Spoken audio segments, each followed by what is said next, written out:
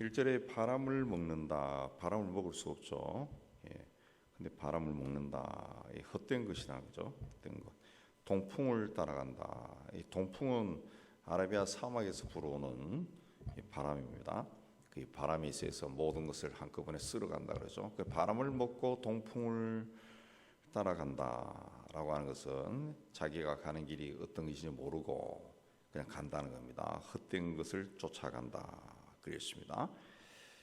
그래서 하나님이 2절에 이 유다와 논쟁하시고 야곱을 행실대로 벌하시며 행위대로 보응하시 행동에 따라 벌을 주고 보응하신다. 판단하신다. 그랬습니다. 하나님이 하나님의 백성을 그 행실대로 벌한다.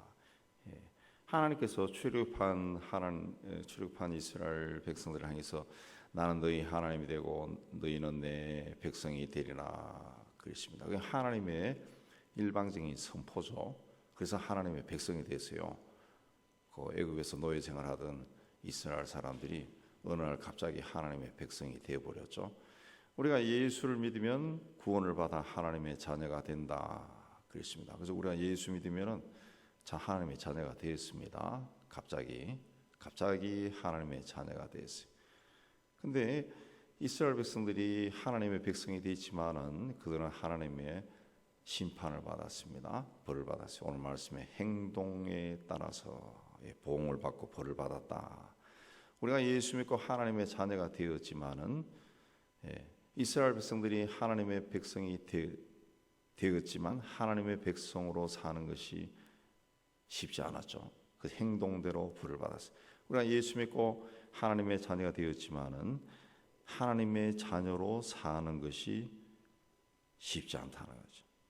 그래서 이스라엘 백성들 하나님 백성으로 사는 것에 실패해서 벌을 받고 심판을 받고 죽고 나라가 망하고 그랬어요.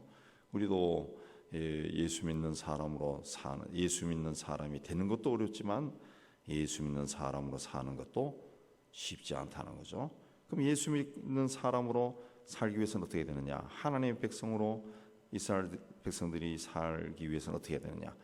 모든 것이 하나님의 은혜라는 것을 인정해야죠. 그리고 감사하고 그렇게 살기 위해서는 자기를 죽여야죠. 자기를 자꾸 세우면 안 됩니다. 근데 출애굽한 백성들이 자꾸 하나님께 대적하죠. 시비 걸죠. 아유, 여기는 물이 없어요. 고기가 없어요. 왜 이렇게 힘들어? 그 땅에 들어가서도 불평하고 감사가 없는 거죠. 그래서 그들의 행위대로 심판을 받는 겁니다. 마찬가지로 우리가 예수 믿었으면은 모든 것이 하나님의 은혜라는 것을 인정하고 범사에 감사해야 돼. 범사에 감사. 자기 자신을 죽이는 거죠. 범사에 감사하기 위해서는 자기를 죽여야 돼. 그게 자기 십자가를 지는 겁니다. 자기 십자가를 지는 거.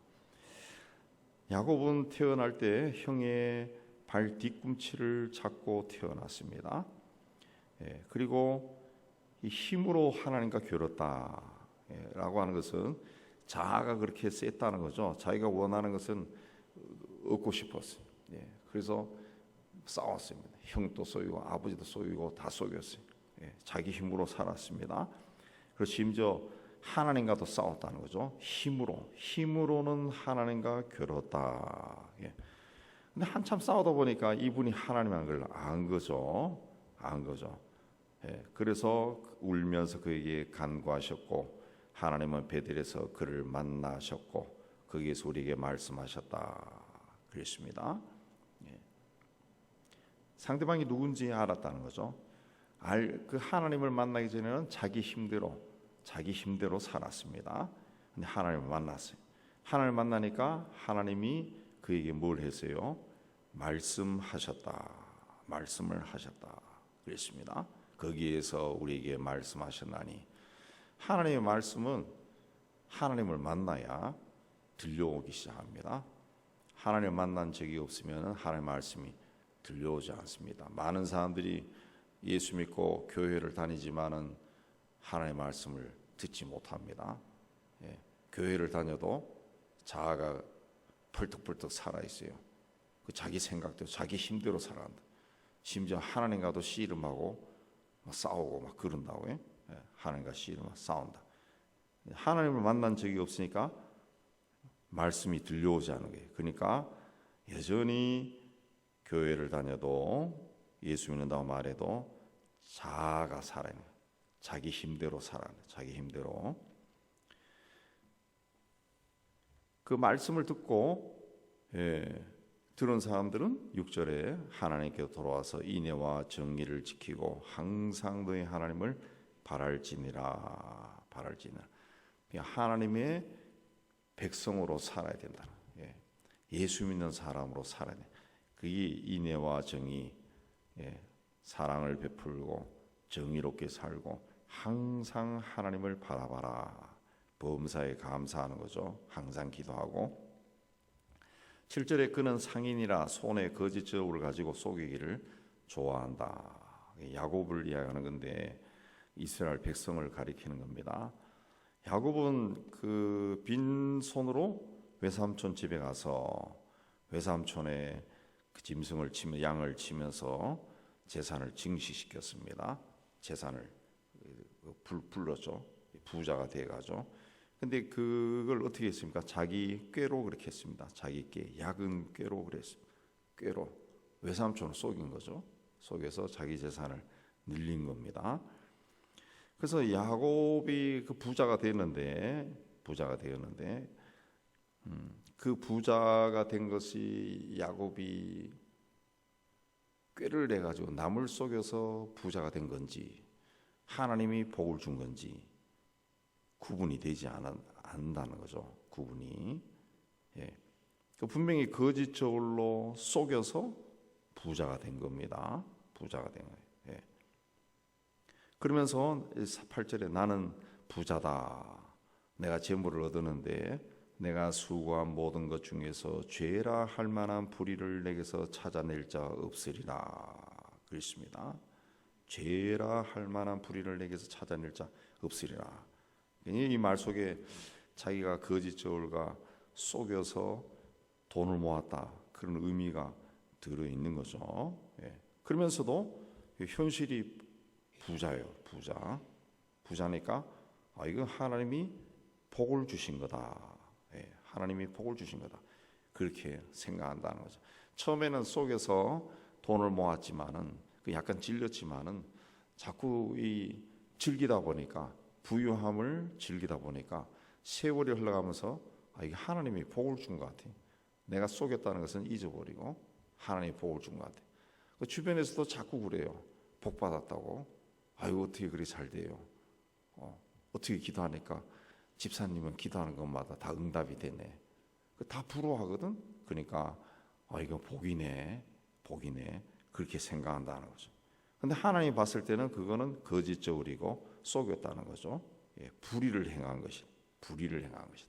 오늘 우리 사이에 이런 기독교인이 얼마나 많은지 모릅니다.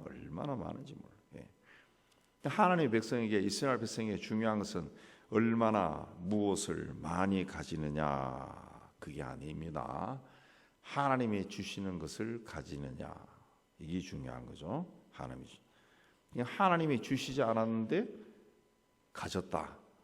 이건 죄가 되는 거죠. 하나님이 주시지 않는데 가졌다. 또 그 부자가 되었다. 이건 죄가 되는 거죠. 그러니까 가난한 것은 죄가 아니에요.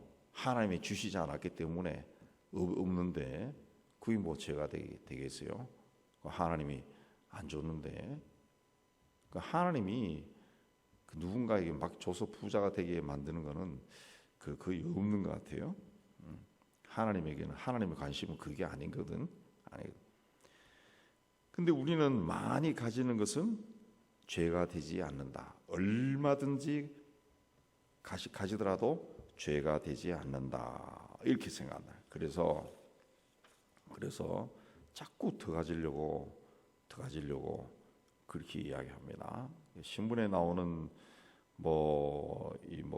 요새 신문에도 많이 나오지만은 이 코인을 사고 주식을 사고 그런 사람들 보면은 있는 사람들 보면은 10명에서 1조를 투자했다든가 이렇게 나오고 600억을 투자해가지고 어찌게 가져갔다 그러는데 아니 500억 600억 있는 사람이 왜 또 투자해서 또 돈을 더 벌려 하는지. 500억만 있어도 평생 몇 대가 내려가면서 흥청망청 살 건데 그걸 또 투자해서 또 더 가지려고. 사람의 욕망은 끝이 없는 거죠. 예. 그 가지려고 했던 방법이 뭡니까? 남을 속이는 거죠. 남을 속이는 거죠.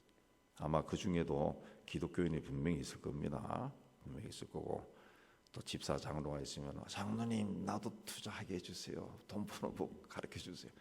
그 자연스럽게 그런 말 나와요. 예. 저도 친구 중에 펀드 매니저 하는 친구 있는데 걔가 만나가지고 막 그런 이야기면 주변에서 다 그런 한마디 한다. 나도 그 투자할까? 다 그런다. 다 그런다. 심지어 나도 좀 해볼까? 그 생각이 들더라. 예. 그 인간의 마음이에요. 인간의 마음. 근데 하나님이 다 알고 있다는 거죠. 하나님이. 10절에 보면은 내가 여러 선지자에게 말하였고 이상을 많이 보였으며 선지자를 통해 비유를 베풀었노라. 하나님이 말씀하셨다는 거죠. 예.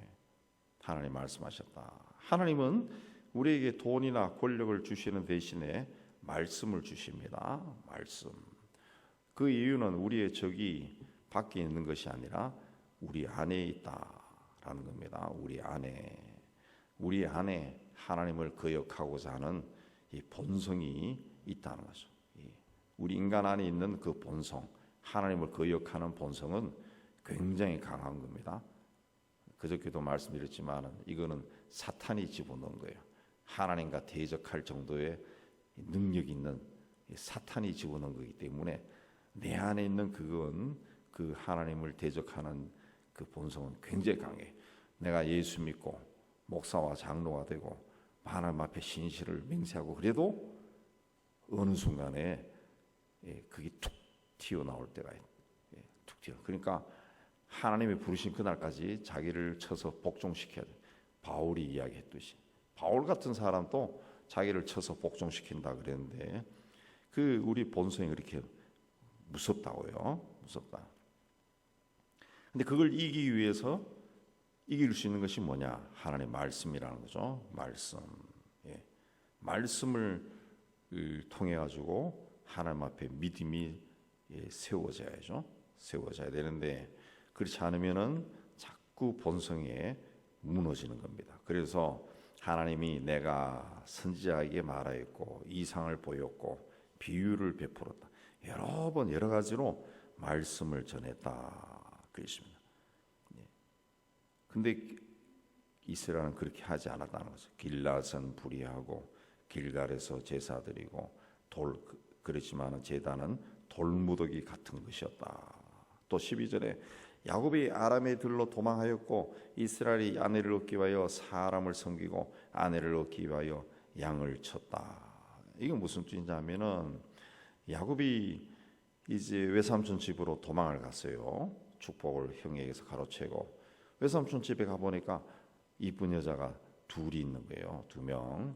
근데 하나를 향해서는 마음이 막 가는데 다른 하나는 좀 마음이 덜 가요. 그래서 야곱이 어떻게 했습니까? 자기 마음에 드는 그 여자를 얻기 위해서 자발적으로 노예가 되는 거죠. 외삼촌의 종이 됩니다. 아내를 얻기 위하여 사람을 섬기고 양을 쳤다. 그랬습니다.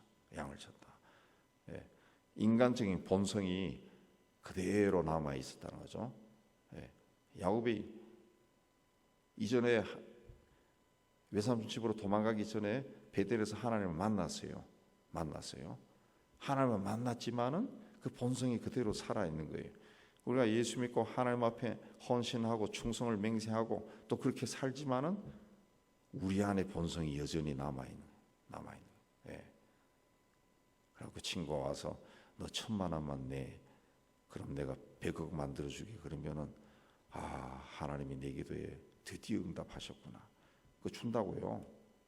그래가지고 정말 그 친구가 100억 갖다 주면은 막 할렐루야를 뭐 꽃배기 하면서 막 감사하고 눈물 콧물 흘리고 그럴 거라고. 그게 내가 1,000,000원 투자해서 100억 번 거 그 대장동에서 그랬잖아요. 진짜 1,000,000원 투자해서 100억을 벌었다.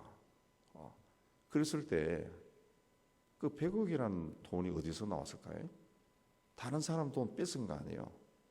속인 거죠. 남의 돈 가져온 거지. 그걸 뭐 한국은행에서 지폐 찍어가지고 가져온 게 아니라고. 근데 그걸 받았을 때 막 눈물 콧물 흘리면서 하나님이 몇십 년 동안에 나의 한을 풀어줬다고 노래를 부르고, 한국의 기독교인들이 그렇게 합니다. 그럽니다. 그렇게 합니다. 그게 아닌데 그렇게 한다는 거죠. 야곱이 하나님을 만났지만은 자기 눈에 들어오는 그 아내를 얻기 위해서 사람을 섬기고 양을 쳤다. 그랬습니다. 그래서 우리가 이 예수 믿고 뭐 목사가 되고 뭐가 됐다 해가지고 그걸로 끝난 게 아니란 걸 기억해야 됩니다. 그 뭐 어떠세요? 이 교회에서 있는 직분 받는 거 그 중요한 게 아니라 하나님 앞에 어떻게 서느냐, 이게 중요한 거죠. 이게 중요한 거죠. 그게 중요한. 러시아의 러시아 정교의 대주교, 러시아 정교의 교황이라는 사람은 그 우크라이나 사람들을 죽이러 가는 러시아 병사들을 축복하잖아요. 전쟁터에 나가는 사람들. 그러니까 어떤 자리에 올라가는 게 오히려 더 무서울 수 있습니다. 무서운 죄가 될 수 있어요. 그래서 하나님께서 한 선자로 이스라엘을 애굽에서 인도하여 내셨고, 이스라엘이 한 선자로 보호받았거늘. 한 선지자가 모세입니다. 모세를 모세라 하지 않고 선지자라 그랬습니다. 왜냐하면은 모세는 하나님이 불러낸 자지, 모세가 탁월해서 그 택함을 받는 것이 아니라 하나님이 일방적으로 불러낸 거죠. 하나님이 불러냈습니다. 그래서 하나님이 불러서 하나님이 그에게 말씀을 줘서 거의 일하게 했기 때문에 선지자가 되는 거죠. 하나님의 말씀을 전한 자이기 때문에 선지자입니다. 선지자. 이게 말씀이 있었다니, 하나님의 백성에게 말씀이 있었다. 그 위에서 이제 야곱을 이야기했는데, 이 하나님 만난 적이 있지만은 여전히 본성이 살아 있어요. 본성이. 그리고 13절에서 하나님이 선지자를 이야기합니다. 말씀을 이야기하는 거죠. 말씀으로 돌아와야 된다는 그 이야기죠. 출애굽의 위대한 역사도 하나님 말씀에 의해서 이루어졌다. 세상의 권력이나 돈이 아니라 하나님의 말씀이 이르렀다. 근데 에브라임이 경노하게 함이 극심하였다. 이 말은 에브라임이 하나님을 노엽게 했다는 거죠. 노엽게 했다. 그의 주께서 그의 피로 그 위에 머물러 있게 하시며 그 수치를 그에게 돌리시리라. 그러니까 이렇게 하나님을 만난 적도 있고, 그다음에 말씀이 그에게 임해서 말씀을 들은 적도 있지만은, 에브라임은, 이스라엘은 하나님을 노엽게 했다. 노엽게 했다. 그래서 그 피가, 그의 수치가 그의 위에 머물러 있고 그에게 돌아온다. 그렇습니다. 돌아온다. 그래서 하나님은 택한 백성은 절대로 버리지 않습니다. 버리지 않습니다. 언제든지 돌아가면 돼요. 언제든지 돌아가요.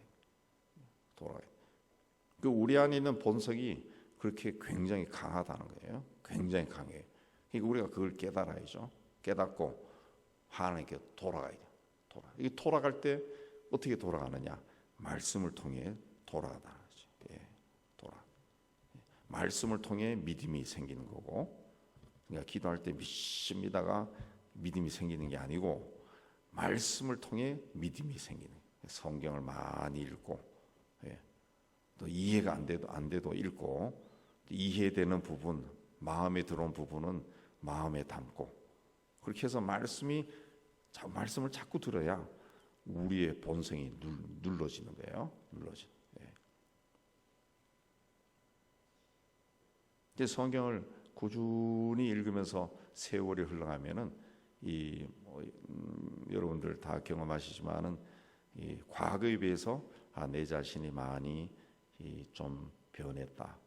내 본성이 많이 좀 부드러워졌다. 이런 생각하는 분들인데, 그건 나이가 들어서 그런 게 아니라 성경을 꾸준히 읽으면서 그 기도하는 사람들은 그런 걸 경험할 수가 있습니다. 경험할 수. 오늘 주신 말씀처럼 우리의 본성이 이렇게 강하다는 것을 깨닫고, 야곱이 그랬잖아요. 야곱이 하나님 만났지만 또 가서 또 본성대로 또 살고, 말씀으로 믿음 가운데 굳건히 서는 여러분 되시기를 주님의 이름으로 축복합니다.